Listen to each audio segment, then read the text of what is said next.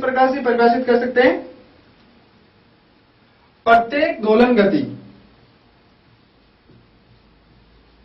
प्रत्येक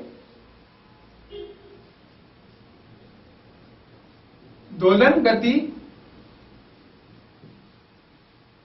आवर्ती होती है।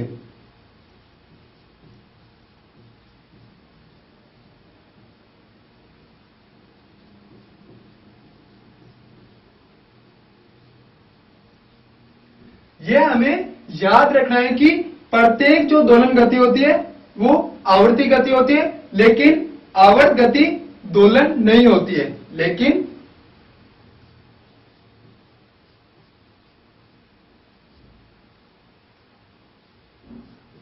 आवर्ती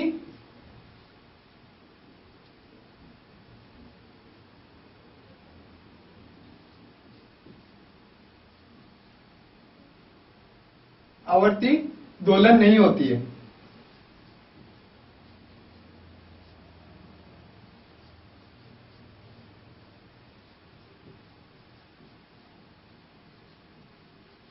तो हमें यह पॉइंट याद रखना है कि प्रत्येक जो दोलन गति होगी वो आवर्त गति होगी। इसको हम किस प्रकार से याद रख सकते हैं?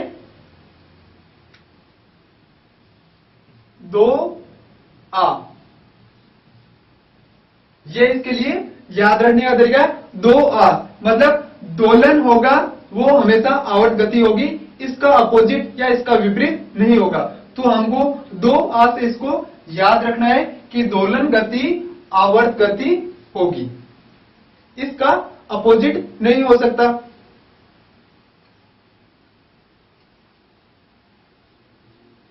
अब हम इसके लिए दूसरा उदाहरण किस प्रकार से बता सकते हैं कि वर्तुल गति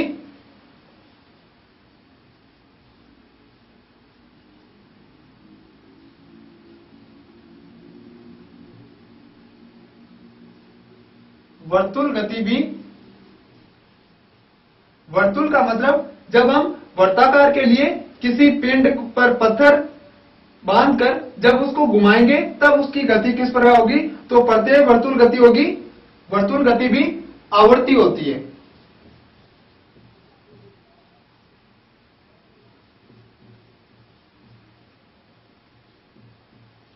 तो इसके लिए जो वर्तुल गति होगी वो भी क्या होगी?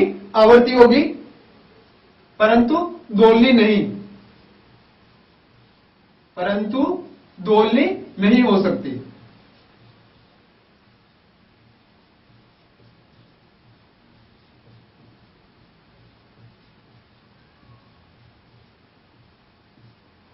तो इस तरह से हमें ये थ्योरेटिकल, जो थ्योरी के बेस पर हमें क्वेश्चन पूछे जाते हैं वो इस प्रकार से पूछे जाते हैं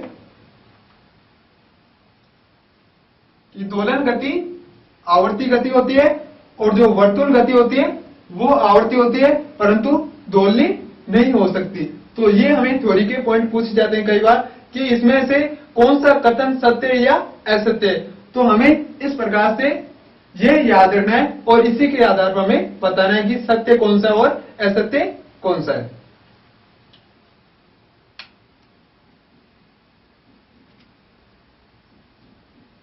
जब आवर्ती का मान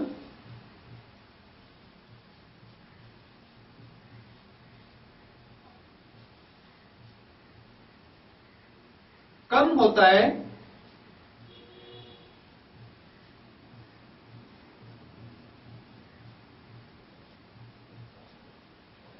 यहां पर हम आवर्ती की बात कर रहे हैं जो आवर्त काल का व्युत्क्रम होता है। जब आवर्ती का मान कम होता है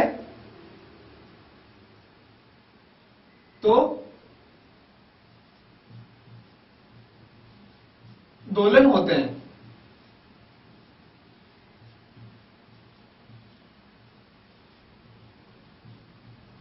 जब आवर्ती का मान कम होगा तो दोलन होते हैं। अब इसको हम उदाहरण के द्वारा कैसे समझा सकते हैं?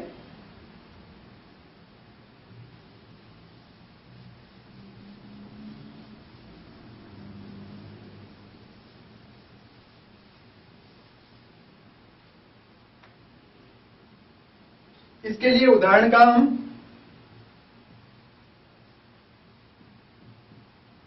जैसे किसी वृक्ष की टहनी की गति होती है वो किस प्रकार की होगी, वो दोलन प्रकार की होगी। उदाहरण के लिए वृक्ष के टहनी की गति